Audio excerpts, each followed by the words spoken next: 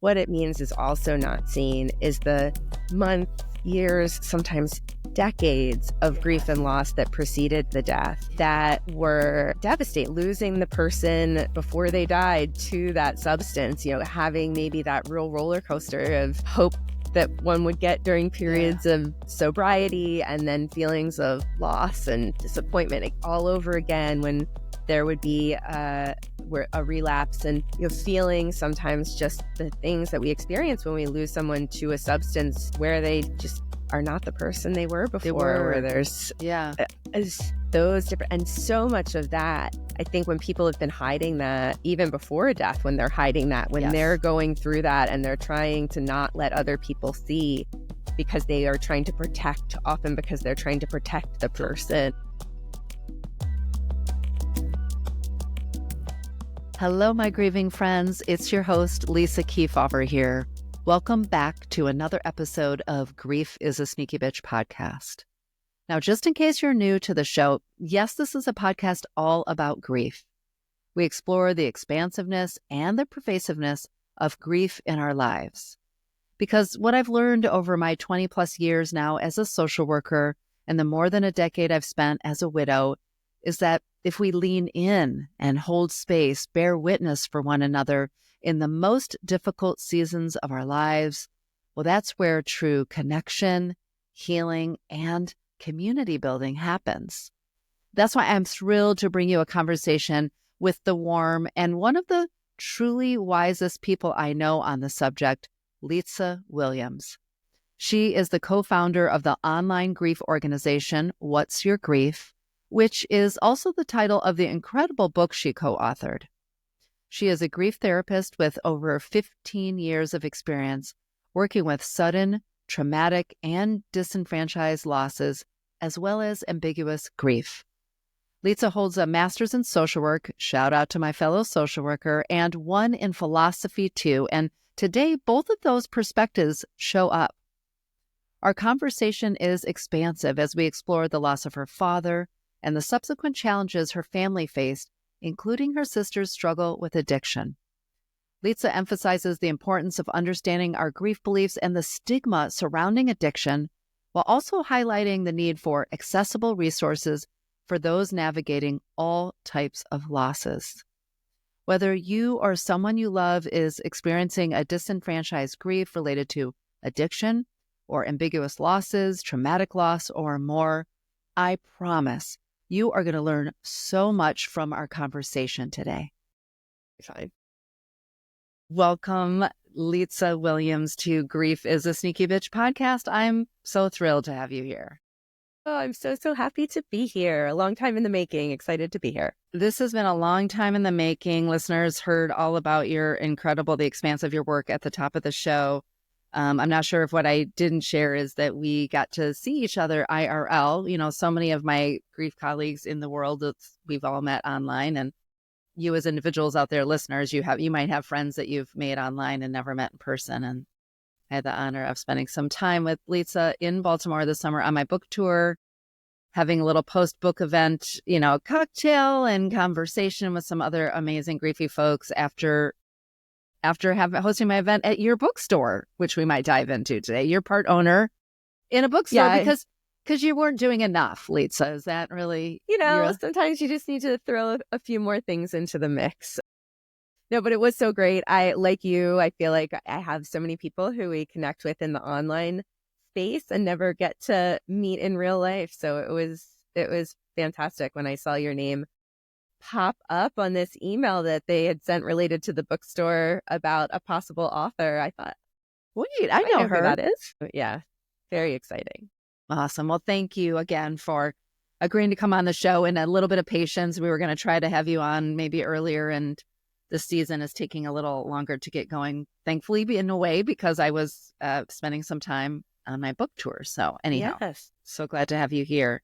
So because you know me and you know the show, that I always orient this opening question, social worker to social worker. I think you can probably especially appreciate that I'm really trying to help us all unpack where our grief beliefs came from and whether or not they're serving us or not as we walk through grief in our adulthood. And so inviting you to share just an early memory of loss could be death loss. It might not need to be. And how were the adults in your life modeling? What do you think that taught you about grief back then? Yeah, I think I was really lucky. I say this all the time. I really had incredible grief models in my life. My mom is Greek. My mom's family, my grandmother immigrated here from Greece. And uh, when you look at just the tradition of how Greeks mourn and grieve, it is sort of very different than what a lot of modern Western U.S. Yes. culture is. So when I was 4, I was expecting to have a baby brother. And my mom was pregnant. And so my first real grief memory is that my parents had a baby who was stillborn when I was 4, Christopher. And I can still remember, I was just talking about this with my mom not that long ago, how I mean, memory's fickle. So who knows if this is real. Yeah. But in at least what I believe, I remember what my mom was wearing when she told me that Christopher died and, he wasn't going to come home. And it was really, at 4, obviously, I realize now developmentally, there's probably a lot I didn't understand. Yeah. But because for my parents, they were completely open. It was, Christopher was buried in the cemetery where we had other family who were buried. We would go to his grave. We would talk about him all the time. And then my sister was born a couple of years later. But that conversation about, Christopher was part of the family conversation when I was really young. And so I think from that early age, I did get some of that modeling of we talk about this stuff. We talk about it with kids. This doesn't go away. Stillbirth is grief and devastating, and all of that from a really young age. And then when I was 7, one of my closest friends that lived on the street, my mom's and his mom were very close friends. She died of breast cancer when I was 7. And that was this other huge early grief event where, again, my parents, to their credit, I think about this. This was the early 80s. They certainly didn't have, all the resources we have now, but were just really, talked to me about when, that Miss Barbara was going to die. And we needed to kind of know that and talk about it and think about how we wanted to spend time with her and what we wanted to say. And I mean, I spent so much time at their house. I remember her being sick, just being in bed with her when she was really sick. And then when she died, going to the funeral, I remember standing next to we went to the funeral home and to the funeral. And I remember standing, it was the first time I'd gone to an open casket funeral. Yeah. And I remember standing with my dad next to the casket and asking him why she looked so yellow. And she'd been really jaundiced at the end of her life. And obviously it's the funeral home. So then they'd, of course, tried to cover it in makeup. But, so she looked, to my 7-year-old brain, I was like, what is even happening? That does not seem like her. And I just remember my dad explaining jaundice to me and explaining what, my parents were just really open and transparent in this way where it was just we're here, we're going to talk about it. We're going to answer the questions. We're going to talk about how sad we are.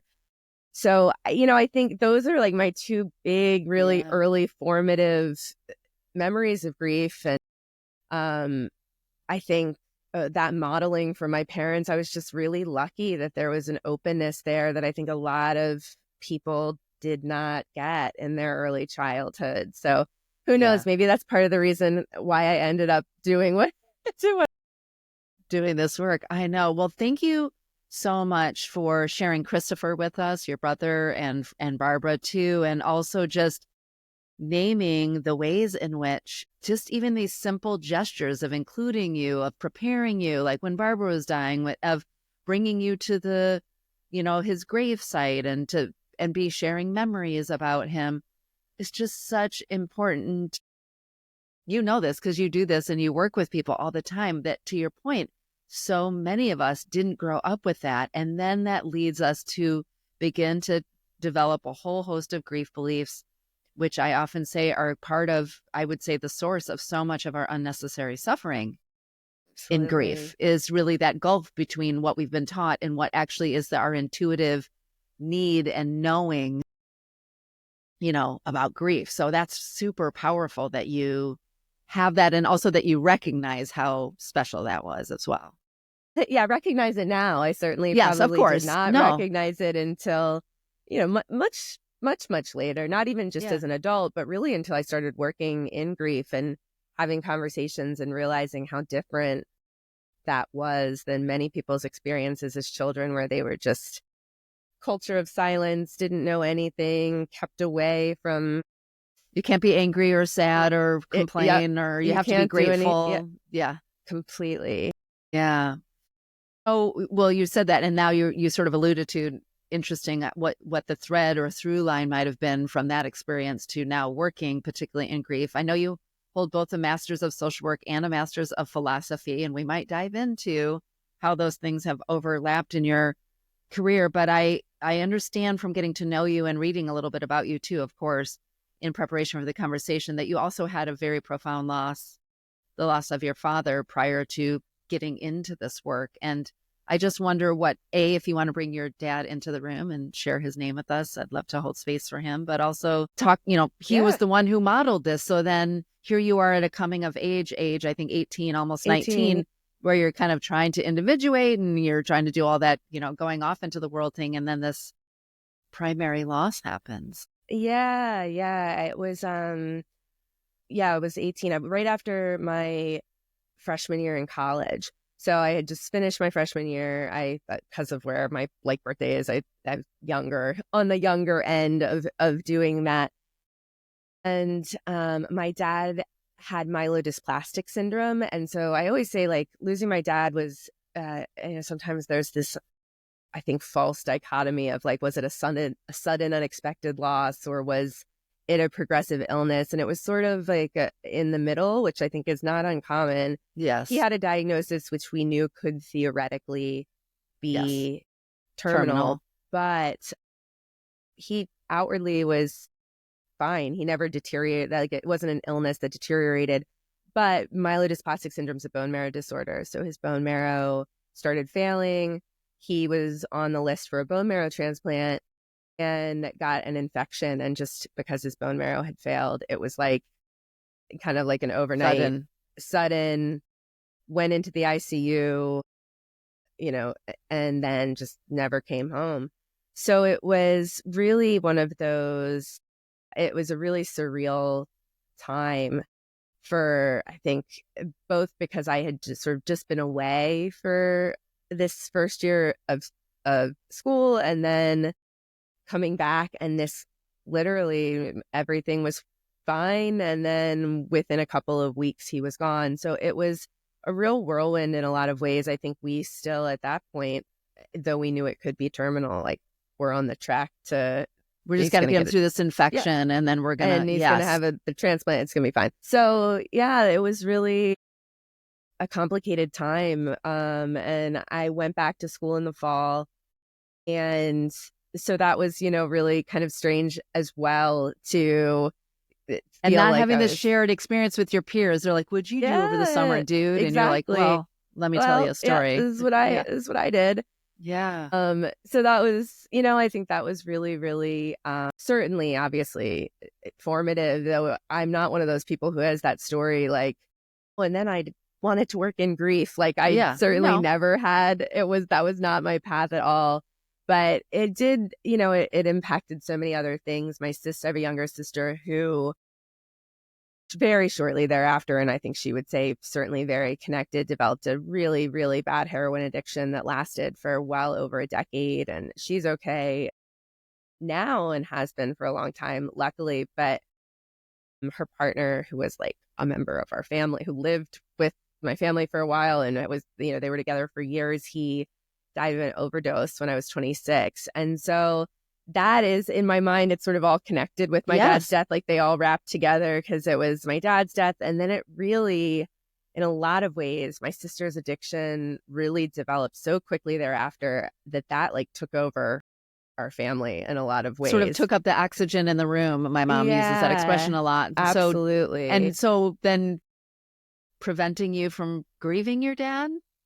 Well, or it's just shifting your attention. Shifting the attention, I would say, and wrapping it all together. Like, so it sort of all seemed really intertwined. Yeah. Because I think the addiction, it did really feel like the addiction had sort of come because of this devastating loss that happened at such a hard time for my sister. And then the way when you lose somebody in a family, all the family dynamics are thrown off. My parents definitely serve different. We always serve different roles in families. Yes, exactly. But the balance very was different, off. Very much off. And so I think seeing that and just being so aware of that feeling, I think so many people have in grief of like, oh God, everything would just be so different if he was still here. And all of that sort of counterfactual thinking, oh, this wouldn't have happened, or this would have happened, or this would have been like this, which the kind of magical thinking, which of course we actually don't know if that's true. Absolutely. We have no idea. But so a lot of time that was spent within that. So all of that really was sort of formative to all of my, I guess, grief landscape. And then ultimately, eventually, I kind of ended up on this path of working in grief. But, as you said, I got a master's degree in philosophy. I was an undergraduate philosophy major. And that was really how I coped. No question, with grief. Well, thinking about these big concepts and the meaning of life and leaning into the sort of intellectualization, to be honest. Because I say that because I can relate to that too, right? But also just pondering probably a spiritual journey too.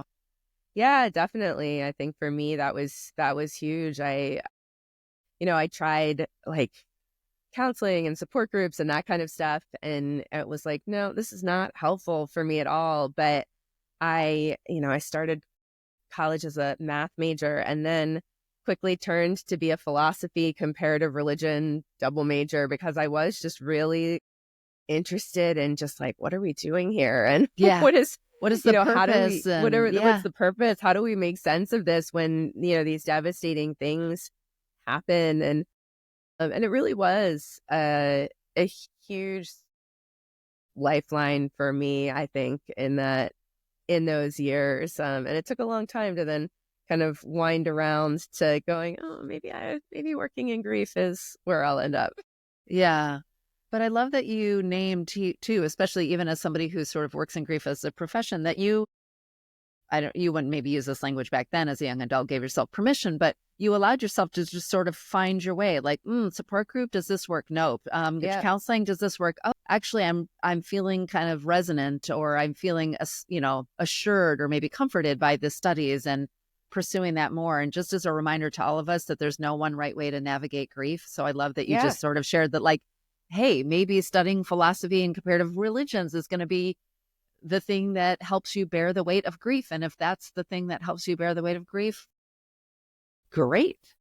Absolutely. Yeah. Absolutely. Yeah. I think that informs so much of the work that I do now. I say to people all the time, I ended up in this weird world of sort of becoming a grief therapist when I actually did not find grief therapy helpful, which is sort of bizarre, but there it is. Same, my friend. Same.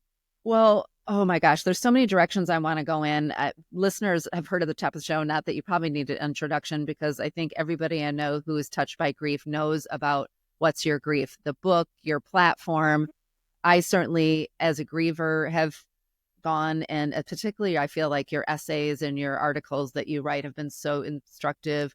In my time as a professor of loss and grief at the University of Texas, I absolutely was using a lot of your wisdom and material. And so, because I think one of the things that made me feel like a kindred spirit to you, and why I love you and your work at What's Your Grief, is I think you all do such a really important job in the podcast, as I said, in the articles and everything that you do, of bringing up the myths, so many of the myths that we have about grief, and then in a really not scientific. There's some science in there, but there's also some story in there. And then there's always just suggestions. And you have such a beautiful combination of the sort of simplistic and the practical and the applicable in so many of these topics, from what is ambiguous grief to secondary losses to complicated grief and disenfranchised grief and all the things. And, is it normal to feel anger, which I feel like is one of the, so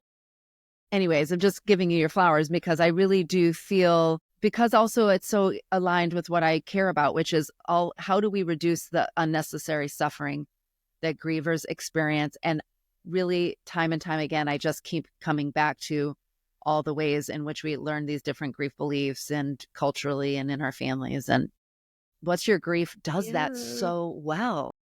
Was that your intention? Like, how did you show up to, you're creating this platform, but and I don't know if that's how you would think about your, public facing platform, but that's one of the things I think you do so well. Was that with intention? How did you show up to create the library that you did, basically? I mean, I think it was with intention, though it has evolved in so many ways over the years.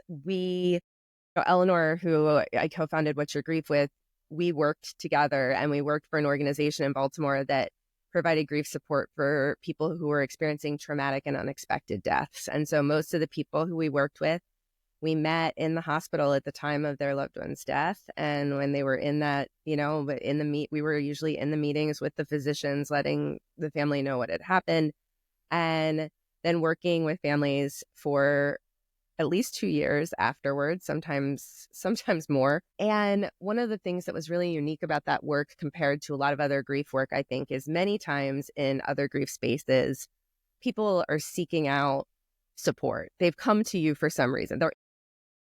And this was like, here's the grief lady. She's working with you for the next 2 years. So, not that it was mandated, but it was sort of like, this was like this connection point was there. It wasn't that it was people who were necessarily seeking out support in any way. And it was practically before they even recognized they were grieving, because it was literally at the point of loss. Yeah. Absolute crisis, shock. I mean, really in that acute stress, acute crisis place. And we were supporting people through that, and then continuing to work with them. And then I think I always thought a lot of people who never would have ever probably even thought about or accepted or sought grief support, because we had met them at this devastating moment and supported them through this moment of crisis and the practicalities of what comes next. And what are we had this connection that it was like, okay, I know who this person is. We have some trust that we've established there. And that did create some openness to other types of support and resources. But one of the things we were so aware of, we're in Baltimore, and, there are so many barriers to people accessing counseling and support groups beyond just being maybe like us when it wasn't really the thing that helped. But there are all of the things just around mental health stigma and logistics and income barriers and a zillion other reasons that it wasn't always realistic. And people were often like, well, what else can I do? What can you give me that's not that? And this was the late aughts, right? It was, 8, 9, 10. And there just wasn't much out there at all. It was really a wasteland when you kind of went on the internet and tried to figure out. 100% was, because I was going on the internet in my early days in 2011, and I was like, where is it? You guys? It was. And so when we found it in 2012, it was really because we felt like there was this huge gap between what are they getting when they're going to counseling and support groups?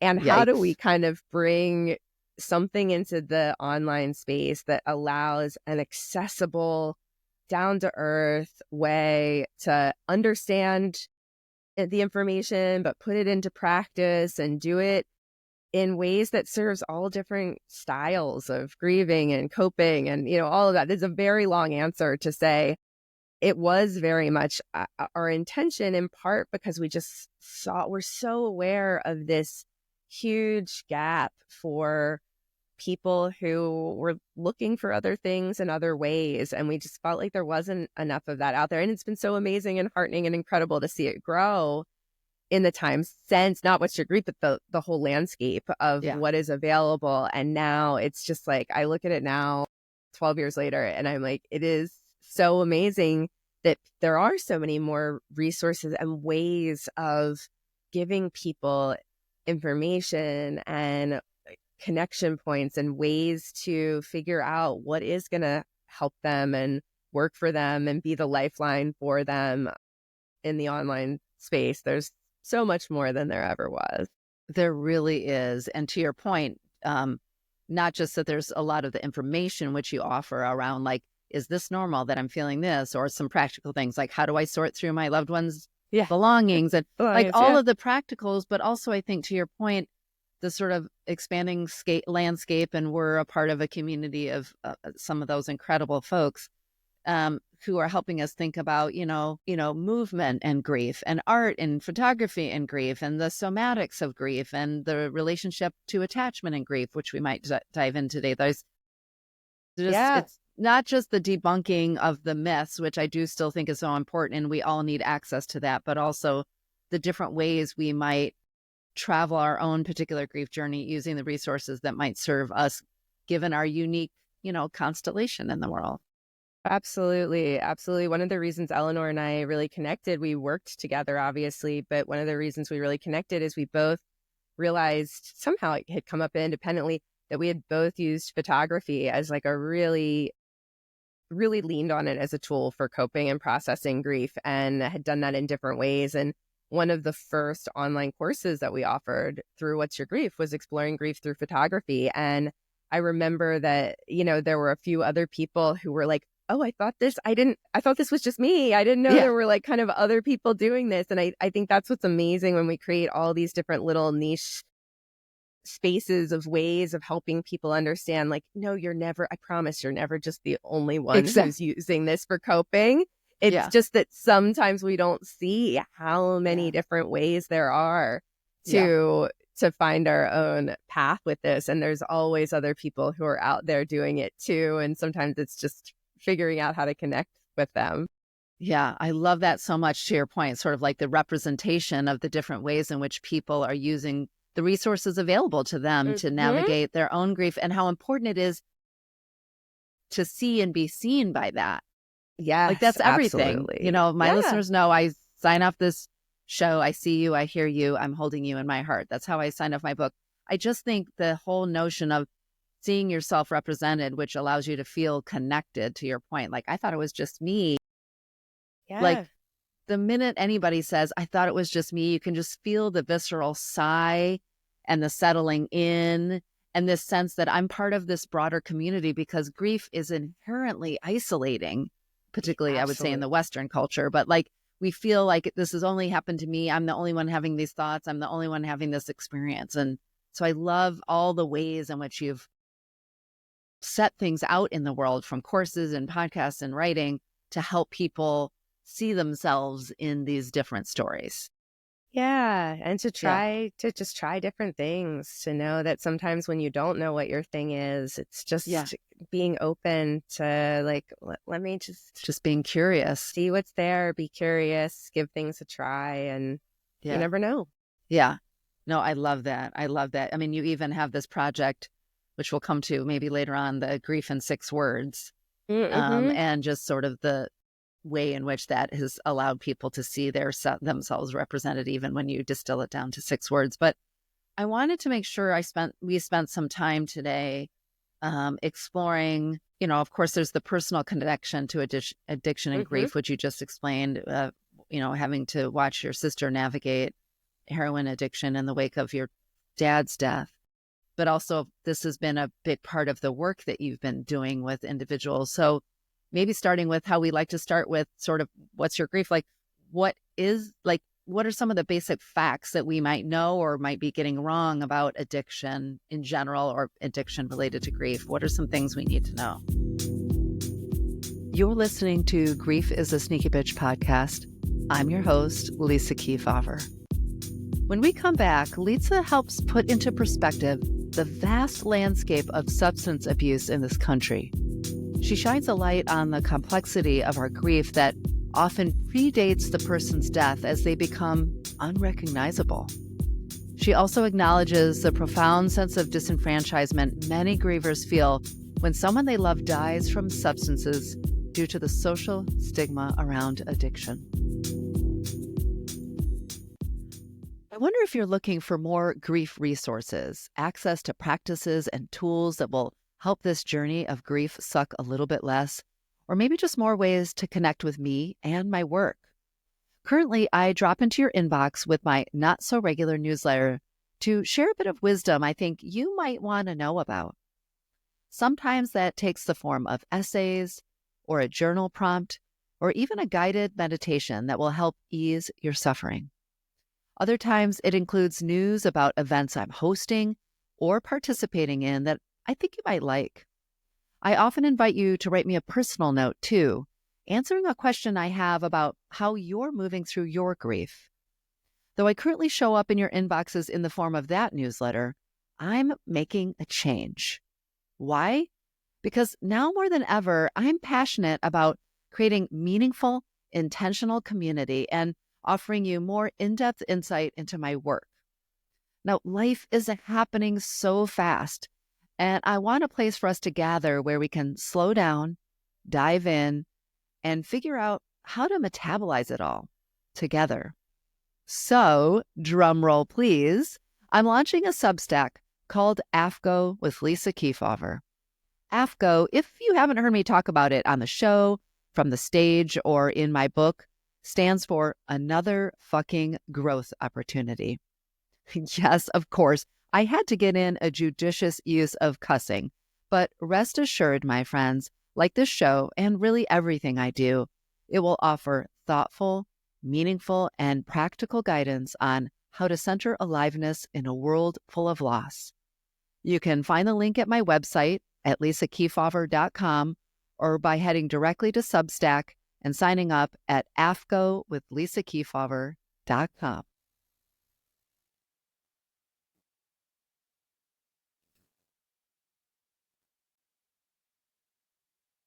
Since you're listening to the show, you know that navigating the messy reality of grief in a world obsessed with top 10 lists and productivity can, feel lonely and confusing. That's why in my new book, Grief is a Sneaky Bitch, an uncensored guide to navigating loss, I created a safe place to be inside the messiness of it all. I've been told that it feels like your wise best friend offering you a comprehensive and compassionate guide to navigating loss. I so appreciate those words. I share personal and professional wisdom alongside the lessons I've learned from clinicians, authors, poets, friends, and even guests on this show. In place of rigid instructions and must-do checklists, this book invites reflections, encourages self-compassion, and explores the therapeutic power of humor with, yes, a bit of profanity. One reader recently shared this. This was the best, most useful grief book I've read, and I've read many. What's so unique is that it blends the author's personal experience of loss, grief, and healing, her extensive investigation into grief resources and theories, and a remarkable, empathetic, caring, and compassionate voice. Keefauver wrote this book to help grievers, including those in acute and traumatic grief, not to contribute to the grief canon. And that purpose comes across. This book is practical, uplifting, and well-organized in a field of books that often miss the mark. Highly recommended. Thank you, reader. I appreciate it every time someone leaves a review. Now, you can pick up your copy at your favorite independent bookstore, online bookseller, or even on your next trip, as it's in more than 50 airport bookstores across the country. I've linked it in the show notes, too, for today's episode. And thanks to my friends at the Hachette Publishing Group, my UK listeners can find it on bookshelves there, too. Oh, and if you like listening instead of reading, which still counts, by the way, I narrated the book too, so you can take me on your next walk with you by heading to Audible or wherever you get your audiobooks.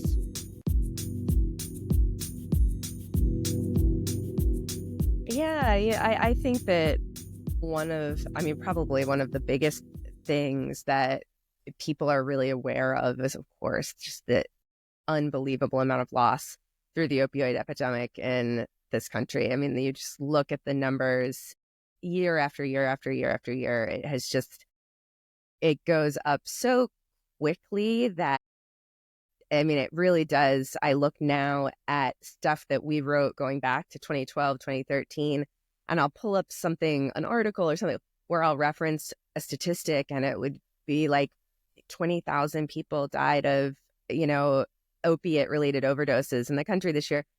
And like last year, it was 112,000. And so you think, like, in this time since What's Your Grief was founded, this was when there was more and more conversation happening about the devastation of addiction, and how are we going to get this under control, and how are we going to get the services in place, and though the conversation was getting louder and louder, the problem has just continued to escalate year after year after year.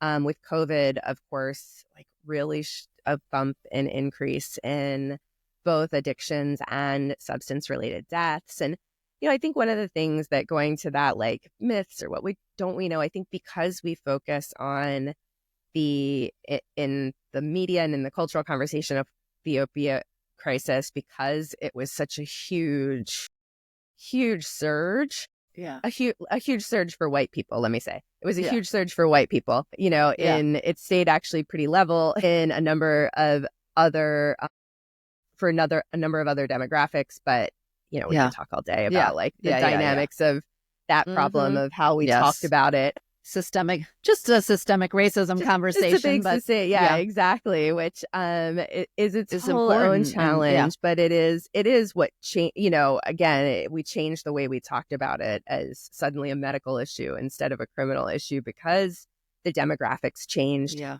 But I think that the thing that we miss sometimes is just how many other substance related deaths there are every year. When you look at people who die because of alcohol use disorders, it is as many people as die of these opiate related deaths and other combination deaths. It's a huge number of people who are being affected. And then when you look at the number of people who are just affected by addiction itself in the US in recent years, we're talking about 10 to 12% of the population meets the criteria for a substance use disorder, which is pretty breathtaking. Massive. I would imagine that puts us in the top around the world. I mean, we are high. We are up there, and we are certainly at the top when we look at the opiate and those substance-related issues, fentanyl especially. That has really taken a toll in terms of the actual death toll is much worse here than other countries because we just have so much more fentanyl in our drug supply here, which is another conversation. Yeah. But I think just when we look at how many people are affected, of course you say, oh, everybody knows somebody, but I just I can't stress it enough because I think that what's so hard is there is still, despite all these numbers of people impacted, still people feel so much shame and stigma. Yeah. And there's such an othering, which then puts people further into the shadows, less likely to reach out for support or help, to let somebody know because there's this stigma around it. Yeah, absolutely. And I think that there's oftentimes when people love someone who has an addiction or who's died from an addiction, they feel themselves so much guilt and responsibility, that feeling of, I should have somehow been able to fix them or save them. And so you're already often people are carrying that internally, and then anything external that contributes to that, hearing something that feels like it's blame or judgment or criticism, understandably. Well, because people ask, how did he die or how did she die? Yeah. And then if you say it, then you can see often in people's faces. And sometimes they say the stupid thing, like, oh, well, Yep. they did that to themselves or Themselves some or, cruel I'm thing. sure you must have seen it coming, or, the Yeah. stuff that people Which say then where makes the it's just griever feel less safe to absolutely. be seen in their I mean, I have several clients who have experienced family members with addiction, death loss Mhm. related to addiction, and they talk all the time because it's already hard enough walking in the world as a griever to figure out who to tell your Yeah. story to and how much and when do you tell people as you're meeting people. But so many of them are, kind of just naming like they died in the hospital and not really naming Yeah. what that cause was. And what does that do to us in our grief if we can't freely name the loss, or that we're feeling like we're contorting the story or trying to protect a Yeah. legacy? What does that do to us in our Well, grief? I think as you said just a few minutes ago, feeling like we are like seen and witnessed in what we're experiencing is so important. Profound. It's Yeah. so profound. And so when we feel like we're not having people authentically understand the scope of what we've been through and what we're going through because we have to hide something or leave something out, or I think that in and of itself, it leaves a part of us completely unseen, which is so hard to then feel like we can get the connection we need to kind of heal those places. But I think the other piece is oftentimes that it is an indicator that not just you don't know about kind of what the cause of death was, but for many people, what it means is also not seen is the months, years, sometimes decades of grief and loss that preceded the death that were devastating. Losing the person before they died to that substance, having maybe that real roller coaster of hope that one would get during periods of sobriety, and then feelings of loss and disappointment all over again when there would be a relapse, and feeling sometimes just the things that we experience when we lose someone to a substance where they just are not the person they were They before, where were. there's Yeah. those different, and so much of that, I think when people have been hiding that even before death, when they're hiding that, when Yes. they're going through that and they're trying to not let other people see because they are trying to protect, often because they're trying to protect the person in some way, it just means so much of them is not being seen or supported or Yeah. any of that. And it also, I think, reinforces subtly to ourselves this idea that somehow a person is less worthy of love. Like if we're Yes. having to hide this. Justify or hide. Yeah. Right. And I think it's so important to be able to give those words, to be like, this doesn't change how much we love and care about people in life or in death. And it can be messy and complicated, and there's anger, and there's so much that goes into it. And it doesn't change the incredible love and that they were still an incredible person who was doing many other incredible things in the world Yeah. other than just using this substance.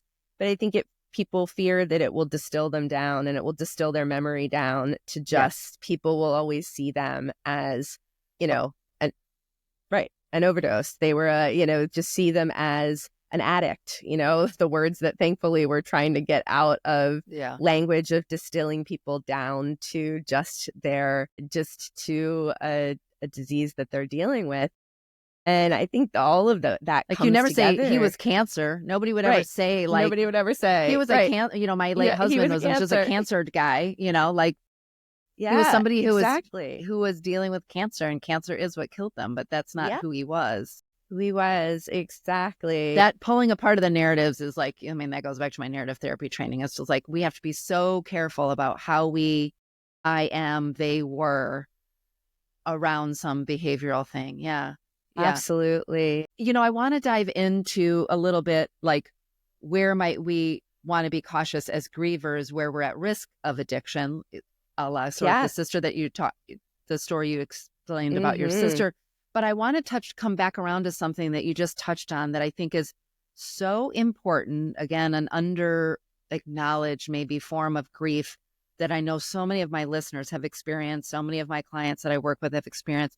And that's the ambiguous grief, Yeah. that ambiguous and maybe complicated, but for sure the ambiguous grief that so many people go through when they have a family member experiencing any kind of addiction, other things too, right? We experience this when we have a family member with Alzheimer's or dementia or a TBI or some other behavioral, thing that maybe is impacting somebody's behavior. But talk to us about when somebody's coming to you and the person in their life who was dealing with addiction died. Obviously, you're attending and working with the grief of their death, but what are you seeing, or how are you helping people unpack, acknowledge, bear witness to all the ambiguous grief that they may not even name for themselves, that they'd been navigating? They wouldn't have named it grief. Yeah. What are you seeing? How are you helping people name it? I think, one of the big things, and obviously every family, every person who loves someone with a substance use disorder is different. But one of the things that we see commonly is that the people become so focused on the person with the substance use disorder, on how to help them, on how to do, and that they're giving everything to that. And they're often not making space for a lot of really their processing of their own pain that's happening during that time. I think a lot of people who I work with will say even that this is unintentional, but they'll realize that like the therapists that they were working with at the time, even if they were in therapy, were really allowing them to still keep focusing on the person with the addiction. And so much of ambiguous grief work is helping to go, okay, how can we focus on you, right? Like what you can't What master. was that like for you? How are you going to take care of yourself? How are you going to redefine your role and this relationship and what's happening here, and process some of these things that are happening to you and who you are within this? And so a lot of times for people, one of the first things I'm looking at is just where they were and how much of that work they were able to do before a death. And oftentimes people were so focused on, I just want to get them to recovery. I just want to get them I'm trying to manage the addiction, that they haven't done that. And so the work of just even thinking about starting from that place of processing the anger, the hurt about what they have been through, often traumas that they have compartmentalized through the process of things like having to call the police on someone you love, have someone you love arrested, of dealing with what it means when someone you love has been stealing from you or has or seeing them maybe violence. In an overdose state or Absolutely. But when we're in survival mode and we're just trying to survive for ourselves and trying to keep them alive, there's just so much sometimes dissociation and other ways of just we're plowing through for survival. And I think when a death happens, it just cracks everything open. And there is this relief that people will feel immense guilt about, that I think is often another important part of that work in overdose, is understanding that part of that relief that comes, it's relief that they're no longer suffering and that you're no longer suffering. And like, I was just about to say that like, it's okay to be relieved that you're not on the roller coaster anymore. And that doesn't mean you don't love that person or don't wish that they would have. Or that you're right, or that you're glad that they died, right? Like if you could have waved a magic wand and picked the way for the suffering to end, it would have been long-term sustained recovery. And but I think sometimes that relief, it's scary, guilt that's so scary for people. And so I think sometimes it's just being able to name that and then to say like, this opens up this space now where we can go back and process so much of what was happening while he was still here, but that he wasn't the person that he was when he was sober, and trying to make sense of forgiving or having compassion, being able to figure out what forgiveness looks like, what self-forgiveness looks like, for so much of that. But I think a lot of that, when we look at after a death, it's often looking at how much of that ambiguous grief work was able to happen before. And a lot of times it wasn't much. No, Unless not at somebody all. was really lucky. Sometimes if someone went to a really great treatment program that had a family, Yeah. and then they went in and then they got connected with Nar-Anon and Al-Anon and other sorts of Yes. resources, a good therapist who specializes in ambiguous grief or family members with addiction. Sometimes you meet people and you're like, wow, you did the work. So happy for you. I wish this was so much more universal, don't But it you? is Yeah. so rare Yeah. for Yeah. that to have happened. And it's such an important part of the bereavement work after a death. We can't not go back and unpack all of the complicated, messy stuff. And I think sometimes as a therapist, one of the things that you do see in that witnessing that's so important is being able to witness hearing the stories about how devastating it can be, and having people know that you see that it doesn't change your love for the person, Yeah. that you're Right. You can there be pissed and resentful and scared resentful and love them. and love them. And I think so often people have felt that everyone in their life is just looking at them like, why are you tolerating? You just need to cut them out, That really and either or thinking kind of. Yeah. very either or, very much reducing them to the addiction. And I think sometimes just giving someone the space where you're like, I want to see all of it. I want to understand the whole scope of who they were, of what your relationship was before And the validating addiction. that there were parts of you that were into survival and trying to keep them survive. Absolutely. And, sort of like, of course you acted in that way that maybe, now in retrospect, you wouldn't have, but of course you did, because how could it have been any other way? That was the way you survived. Yeah. Absolutely. That's, I feel like, one of the most powerful things that I've offered to clients and have been offered to me in the few, good support systems that I've had, which is just to name, like, of course you did. Yes. How could it be any other way? Right? Like, how could you have known or chosen a different path given all that was at stake and all the information that you did or didn't have at the time? Exactly. The number of times that when people say things and they're like, I can't believe that, that's what I did or that's what I didn't do. And that I say, I would be shocked if you had told me something different, right? Like, Right? Of course, that's what you did, because in that moment, you were, as we often say in social work, you're doing the best you could with what you had. And when we look at where you were and what you had and all of that, it makes a lot of sense. It makes so much sense. Yeah. Yeah. And I know. And I do think that part of the reason, the layers and layers of unpacking that it can take a lot of time when there has been so much hurt that hasn't fully been processed before someone dies. Yeah. To then spend the time in deep grief trying to unpack some of that. It can be slow work, but it's so important. So important. It's such the healing. I know I've shared it probably in some ways on the show. I didn't even name that I was going through my own ambiguous grief for the year that my husband was, we didn't have the diagnosis. They weren't doing testing, and he became a completely different human. And I said things to him and he said things to me, and he treated me in ways and vice versa that, if I had understood what was happening, I don't know that I would have. I mean, I'd like to think I would have, but I just didn't even know it was, we were trying to figure out what it was. And it took me years after his death till I did some of my own reading and research. I'm pretty sure What's Your Grief was a part of that, till I really started to just take to my own person and say, like, we need to talk about all the ambiguous grief that I have. Yes. About that whole, I lost him a year before I lost him. Yep.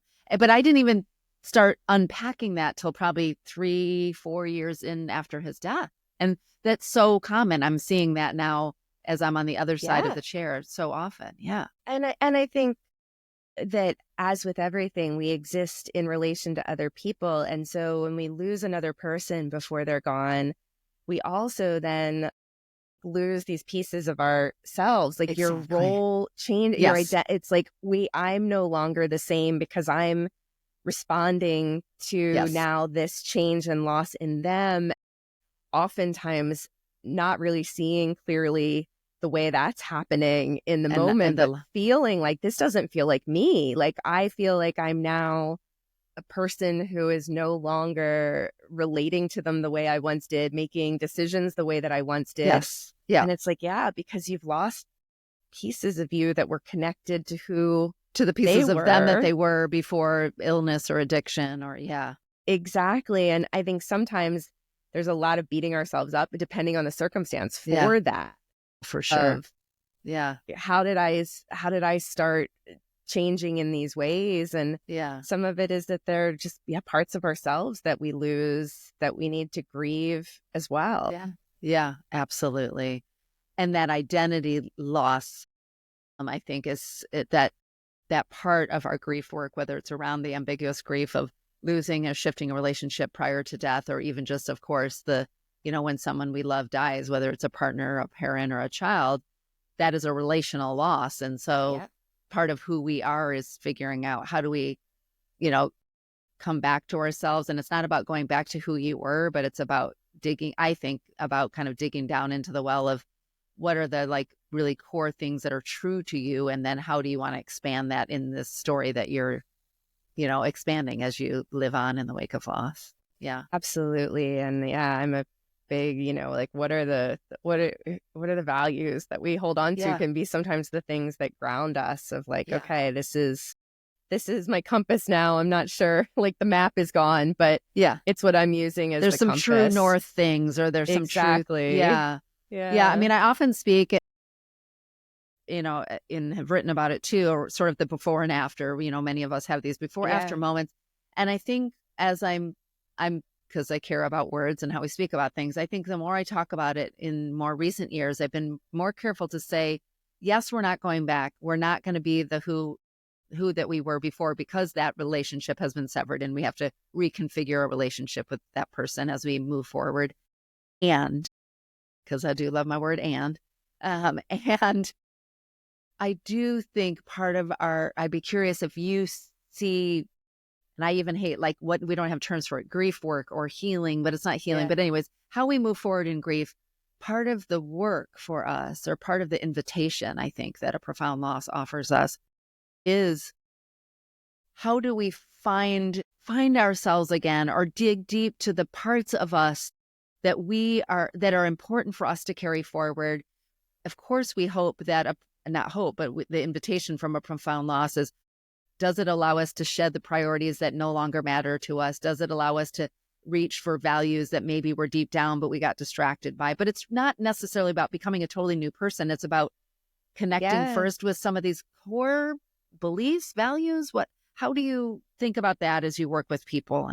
Yeah. I mean, I think two things really came up when you were talking about that, because I think you're absolutely right that it's such a important clarification, because when we say like you're not going back to who you were before, I think that for sometimes that's terrifying, a little for jarring. people. Yeah, it's jarring, because it's like, well, if not that, like then what does that mean? Because I feel broken now, and what does how do it I mean? even navigate the world? Yeah, and I think I'm really influenced by acceptance and commitment therapy. If I had to say what probably my main practice leaning is, it's acceptance and commitment therapy, which comes out of a lot of Eastern philosophy, really shaped a lot of the development of acceptance and commitment therapy. And one of the things that it talks about is values, and that is one of the things that we can ground into. Not that our values don't necessarily evolve and change, because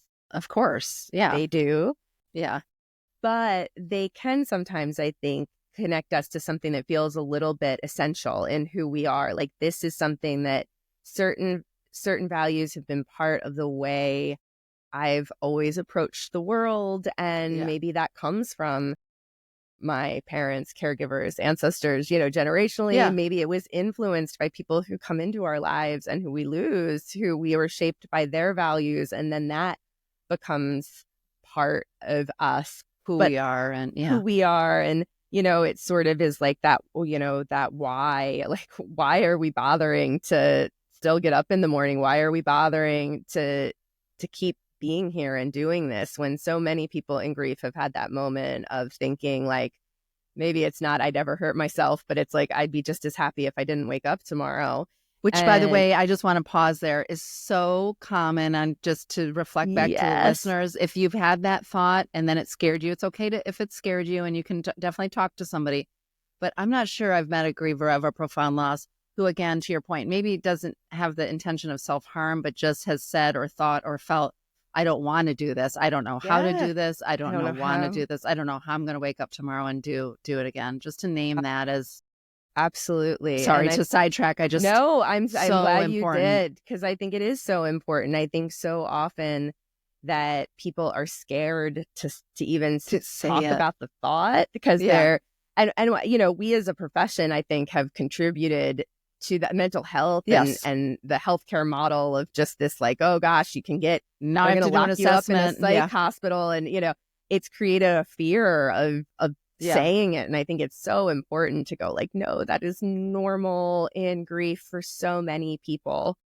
And part of the process is then like, okay, what is that? What is that why that got us out of bed? Even if it was like even if it was like I had to take my dog out and I love my dog, and like that's, and it's like, that's your why today. Like, that's the thing. And somewhere in there that's connected to a value that means something to you about, companionship or love or care, something that I love that. Yes. That is still in there, even though it feels like everything's gone. And it's like something is minuscule. It's minuscule. And I think that can sometimes help us to start to see that there's something still there that we can then build on, and that might grow. And that really shapes a lot of how I think about my work. And, even just thinking about whether it's somebody who finds What's Your Grief through just like they're reading an article, or it's somebody I'm working with as a therapist, or anywhere in between, something got them to do the Google search. Something got them to say, I want to talk to.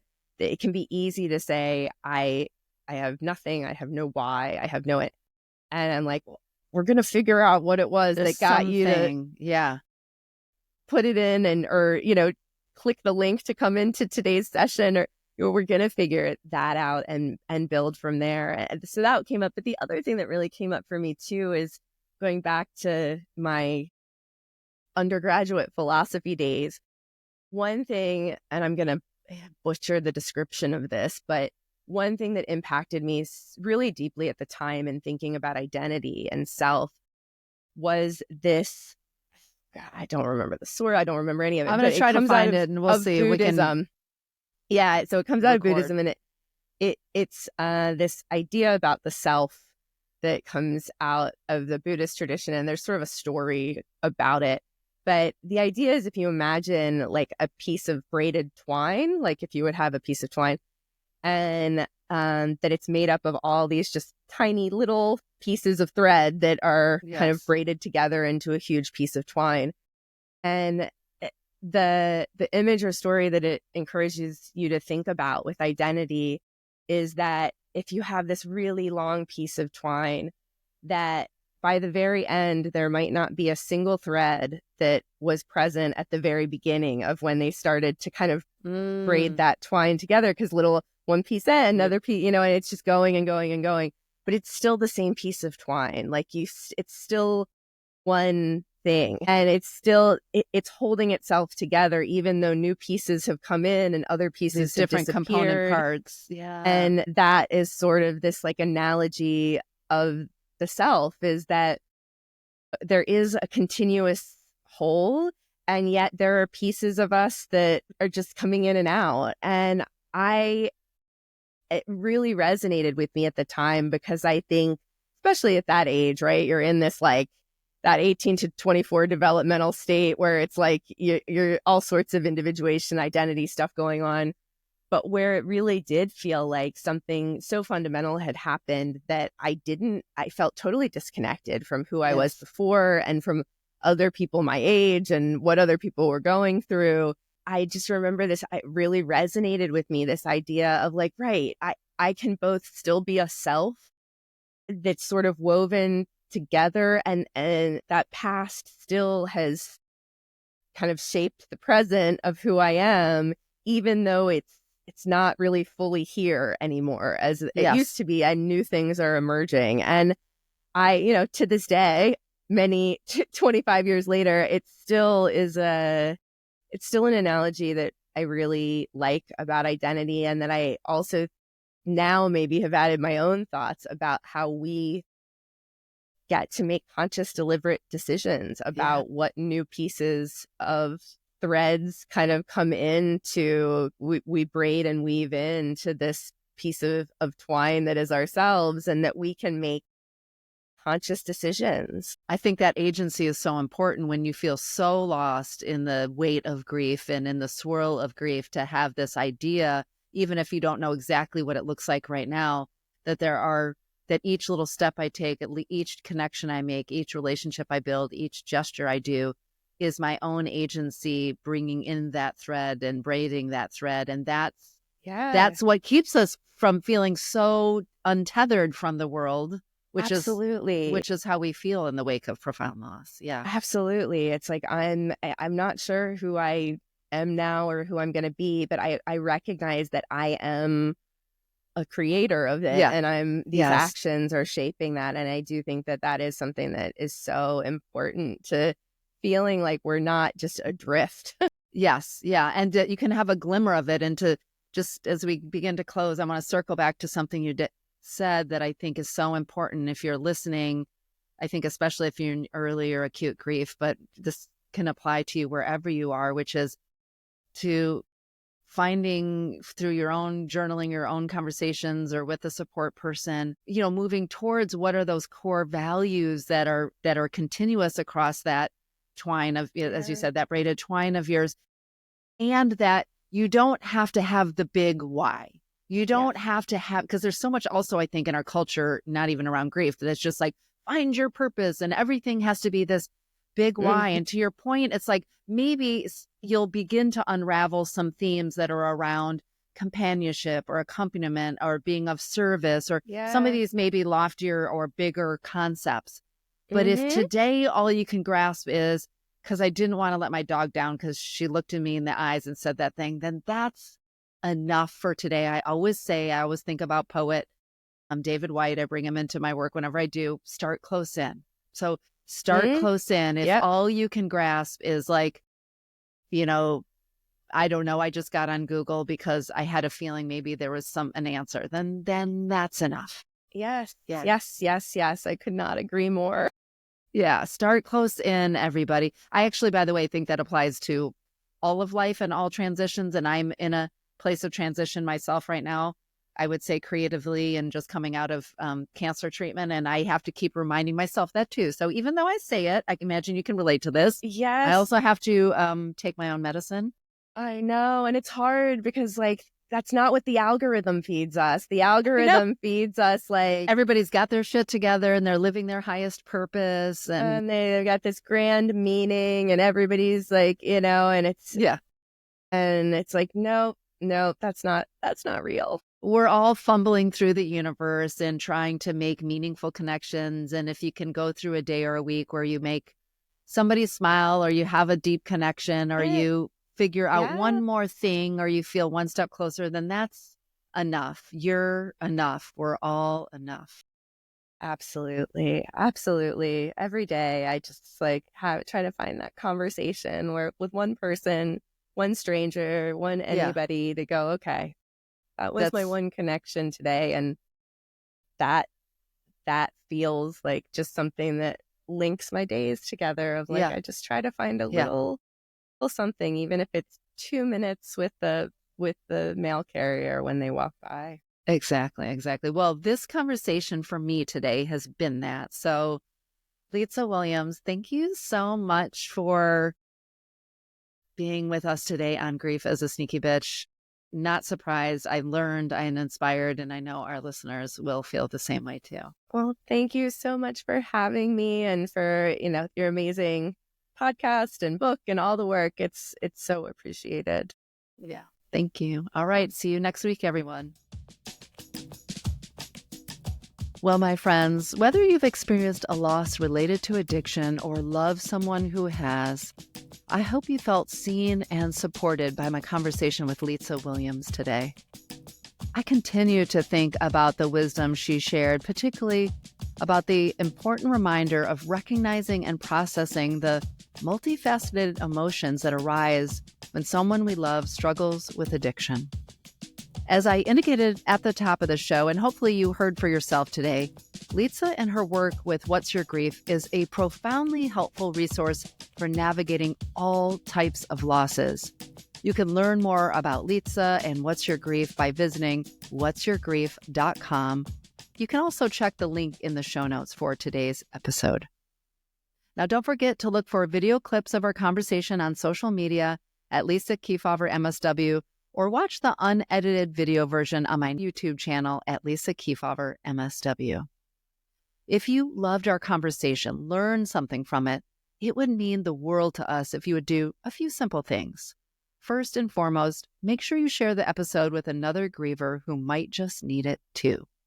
Number 2, make sure you're subscribed to the show wherever you listen or watch so that you don't miss the next episode when it drops. And while you're there, if you loved the show, please consider leaving a 5-star rating and writing a review. That's all for today, except I want to give a shout out once again to Giles Smith of Alafia Sounds for the music. Okay, my grieving friends, remember that yes, grief is a sneaky bitch, but don't worry, I've got your back.